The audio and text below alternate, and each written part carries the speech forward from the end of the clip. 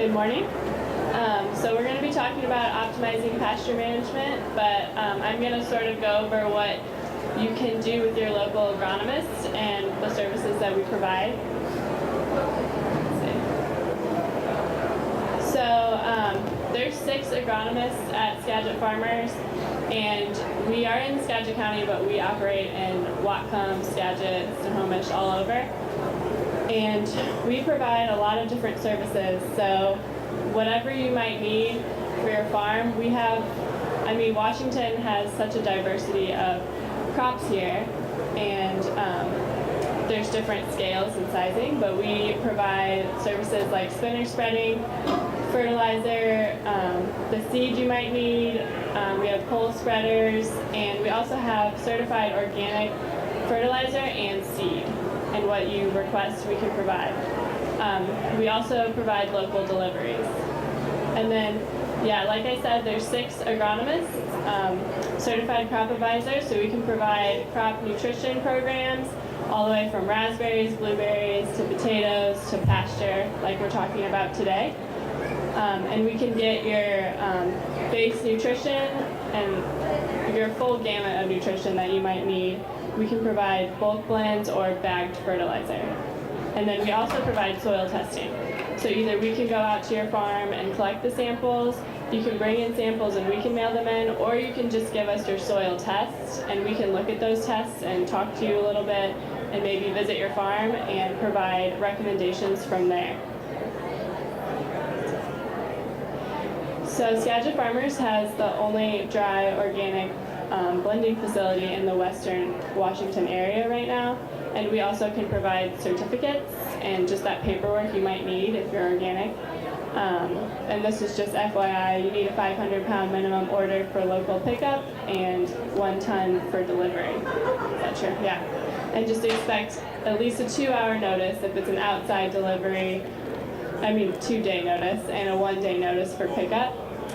And you can set up an account with us. It's free, and you're just part of the co-op, and there's a lot of advantages to that. Or you can also just pay with cash or credit. All right, so now Steve Bruin is going to talk about Pasture. Thank you, Molly. Can you hear me all right? Is this okay?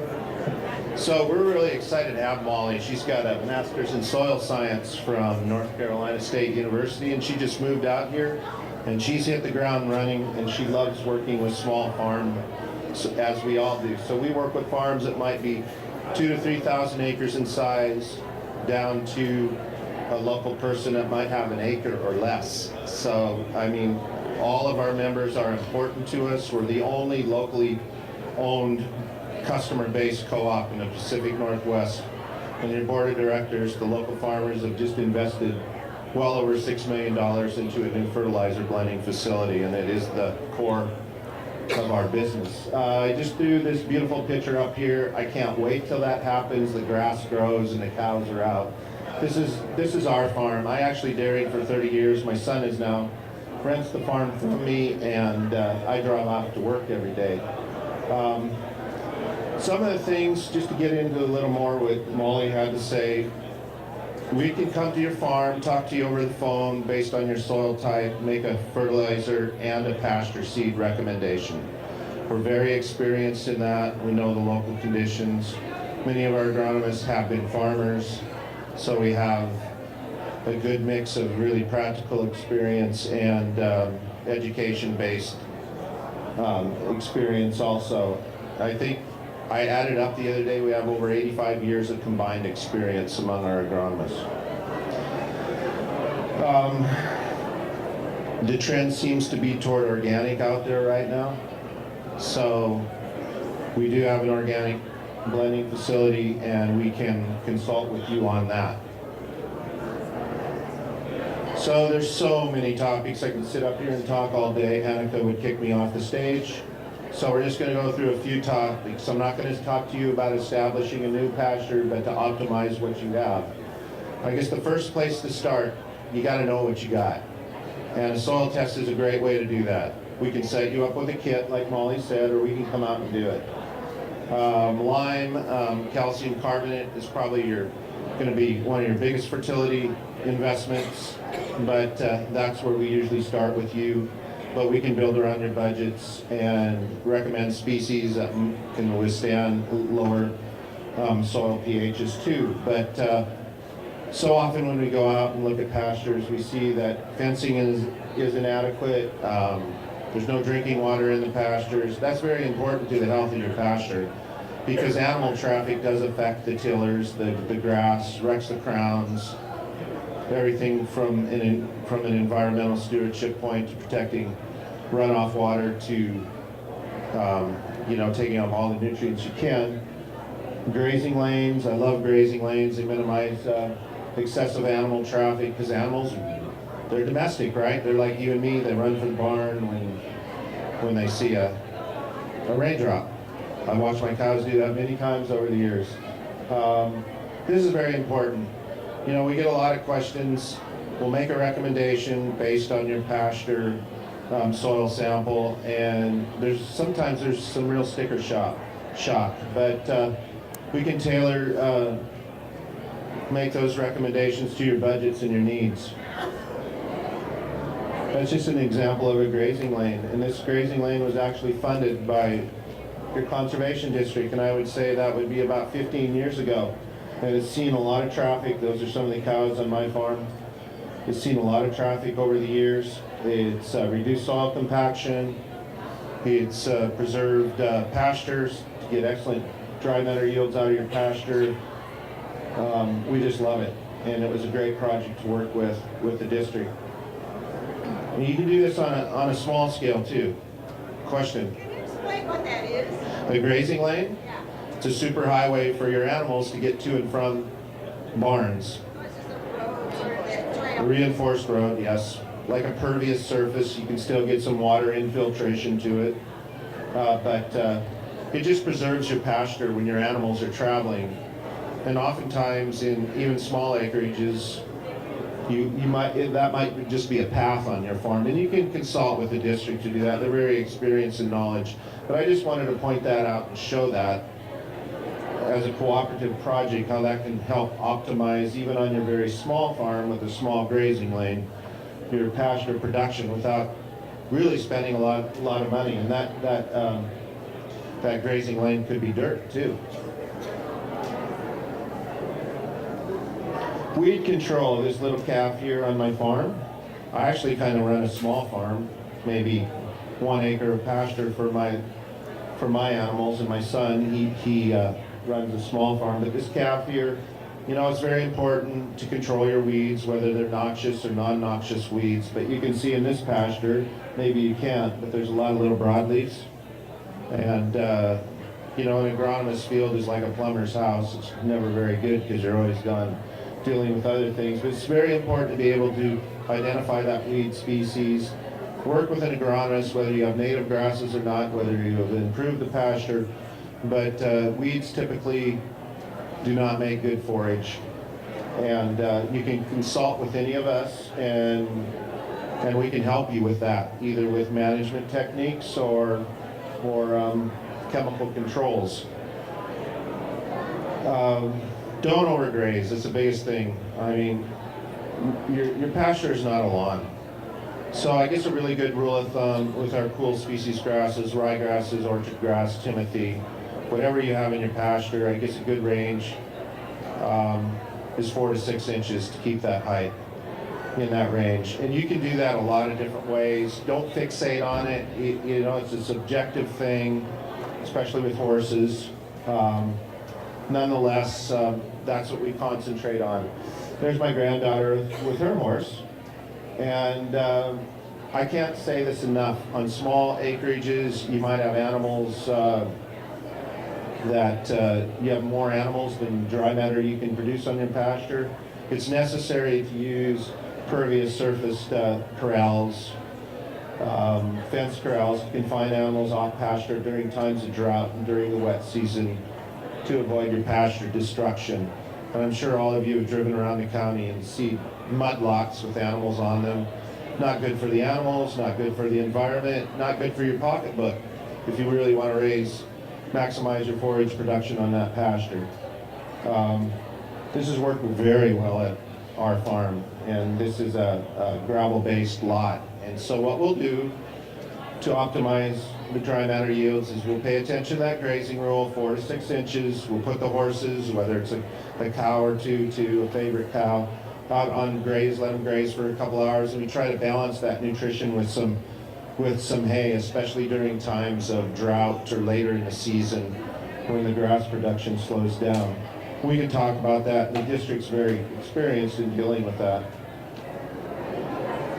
So I think we got some slides missing here, but what I'm showing here is this is our farm also, and sometimes there's an advantage to using a lot of different animal species out in your pasture. So this is a cow in the pasture. These are my son's wayward pigs out grazing in the pasture. You can see the horses out there, and they all have different grazing techniques. There's even chickens. They can deal with the manure and reduce your pest load there. The horses have a totally different grazing habit than a cow. They don't rip the grass off at 2 to 4 inches. They chew the grass down to nothing. This is good for parasite control on your pasture. Actually, grazing cows behind a horse can reduce that load for the horse and vice versa, as they're pretty much colonized by different parasites. You can talk to a vet about that. That's just, I am missing a slide or two here, but I'll answer any questions you have. This is very basic. Look out for the sheepdogs on your farm. They might go rogue on you, but anyway, if you have any questions, we'd be happy to answer them. We have a table out there. We'll be around for a while. And any questions? Easy crowd. How many, you said you had 1 acre, or how many animals do you have on it? 3 horses, 6 chickens. The question was, how many acres do you have? 1 acre? Oh, the farm itself is 127 acres. It's an organic dairy farm at this point. But we have beef cows too. We have about 30 beef cows, my son and I.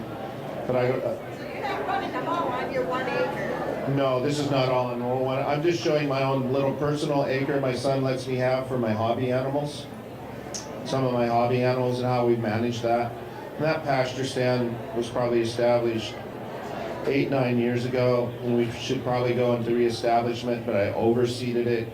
I'll do a lot of overseeding, a lot of hand weed control.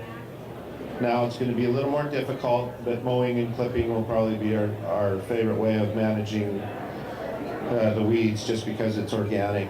And we do have some products that work for that. Just curious about drainage. We're down in Skagit County as well. It seems like this time of year you get a lot of standing water, but in summer it gets pretty dry. So how do you manage the drainage? I manage it with that pervious surface lot. You got to get those animals off. You shouldn't be grazing during those times because you have soil compaction. You push all the air out of the soil. Those roots can't grow when it does get dry again because the soil is so compacted. You'll just limit your dry matter production. That's the first place to start, is a place to confine those animals off and supplement that dry matter production during the winter. You have to, there's ways, of course, of controlling that manure, but those horses are fed hay, probably October through April until we get to the growing season again, and then my costs drop off to nothing, of course, because they're grazing a lot. But I limit their growth period. On a ruminant, like a beef cow or a milk cow, they'll eat 80% of their dry matter out on that pasture for 2 hours. And another way to manage that too is let them out for a couple hours. They'll graze like crazy during that spring growth, when your soil still might be a little wet and mushy. You get them off, and that's a good way to help out with your budget. And you feed them some dry feed. So you got to be really flexible how you manage these small acreages. I guess the first thing I would encourage you is not to overload with too many animals on your small acreage. You got to learn that balance, and that's going to be different for everyone depending on your soil type, your fertility. Just leave it wet in the winter and then Leave it alone. Get them off. That way you can manage your manure. You can manage your animals better. It's better for your animals. We're not in a semi-arid area. We're in a swamp basically all winter, and Whatcom's no different than Skagit that way. And just to add to that a little bit too, since you're in Skagit, and a lot of folks are probably Skagit Whatcom focused, both Skagit Conservation District and Whatcom Conservation District are here. They're kind of by the entry booth. And we have examples of heavy use area footing material that you can check out, and they might have recommendations for sizing and the footing material that might work best on your farm.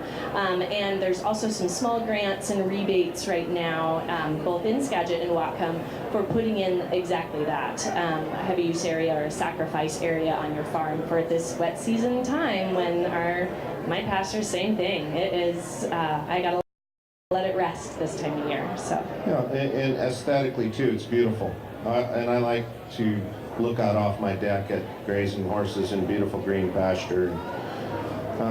So you have that also. I guess I'm going to give you a little advertisement here. We love to work with small farmers. We're excited to have Molly. We both live up here in the county. We'll do local deliveries. You have to remember though, when working with an agronomist, as you are, we're very busy. Our growing season and planting season gets crunched up into a 2-month period. So if you can communicate by email, initially by phone at first, we'll come out and make the visit. As much information as you can give us would be great. Now is the time, or in the winter, we'll help you with a plan. Sometimes when you're new at this, we might dash your realities a little bit. You know, we might dash your dreams a little bit and bring you back to reality and what you can and can't do on your farm. We can point you toward a service provider for equipment or whatever that may need be. We can work with the district. We're happy to do that. We know what species work, grass species. We know what blends work. We know fertility programs. We can talk in per 1,000 square feet. We can talk per acre. We can help you with any crop you might grow. We're happy to do that organically or conventionally.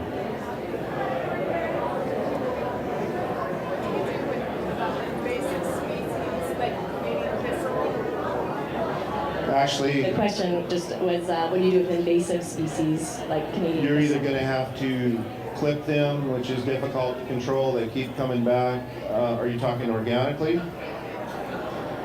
Actually, Skagit Farmers has partnered with a company. We have distributorship Washington, Oregon, Hawaii, Alaska on a new non-selective herbicide called Weed Slayer. You can go on Amazon. You can talk to us. It's EPA exempt. Anyone could buy it. What it is, it's eugenol, which is basically clove oil, which will burn any weed back to the ground. But within that blend, there are some beneficial soil, naturally occurring bacteria that create a biosurfactant on the plant. So it drives that eugenol into the plant, and it goes systemically down through the phloem tissue and kills it all. Really effective on Canada thistle. We can teach you how to use that. You know, with all the glyphosate, I won't get into the social aspects or the scientific aspects of using glyphosate or 2,4-D. But if you like the smell of clove oil and cinnamon, this is a great product to use. It's safe, it's EPA exempt, anyone can buy it. What I would do then is spot spray these weeds out and do some overseeding. And hoof seeding, let your animals run across it. You do it in the spring when you still have soil moisture, so you get good soil to seed contact is a good way to go. Just going out with a shovel and cutting the taproot on some species will deal with it. Poison hemlock, but it can be very overwhelming. A good way to deal with weeds too is correct your pH in the long term. That will help. It's not going to help overnight. Hopefully that answered your question a little bit. Clove oil expensive? Very expensive. And then the manufacturers have to source it out of China. Is it expensive to the grower per se? No, it's affordable. But when when you're sourcing organic clove oil from Southeast Asia or wherever it's grown, taking across the ocean and doing the mix, yes, it's costly. It's new. It's been out in the market for 2 years. Works great. A lot of Washington's orchards that are going organic now are using it, and we're really excited about it. Any other questions? Will it harm livestock? Pardon? Will it harm livestock? The clove No. oil, is that what you're saying? Yeah, clove and cinnamon. No. No different than if you would drink a gallon of it. You might have a stomach upset, but it's EPA exempt, it's non-regulated, it's herbal. I've sprayed it amongst mine, it's not an issue. I'm not up here to give you an advertisement, but what I'm telling you, in the short period, in the last 10 years that I've been in retail agronomy from now to the last time I was, it's amazing what's going on with organic products and everything. We have so many more solutions. Am I an advocate for it? Yes, but I'm also an advocate for conventional agriculture too. So what I'm saying is there's so many options. You have to decide what you want to do, and we'll work with you on that. Any other questions for Steve or Molly? Well, thank you so much for being here today. Any closing words? Yeah, just come by and pick up one of our cards. We'd be happy to talk to you. We don't have much of a display here today, but we'll leave our cards there. Give us a call. We'll work with you. We work on small deliveries too. We're up here. We'll deliver whatever you need. We encourage you to become a member. It's your co-op. We work for you. We're a very successful co-op and we're growing. We're happy to work with you. And thank you.